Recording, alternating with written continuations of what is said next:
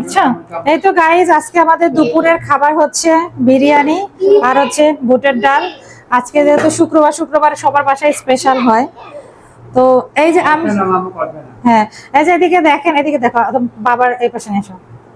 এই তো এখন আপনারা অনেকে আমাকে বলবেন যে কই আপনার বাবাকে তো আপনি রান দিলেন না। রান কমেন্ট তো করবে। হ্যাঁ অলরেডি কিন্তু রান খাওয়া কমপ্লিট, এই জন্য রান দেওয়া হয় নাই। দিচ্ছি তোমাকে, দিচ্ছি, এটা দিয়ে নেই।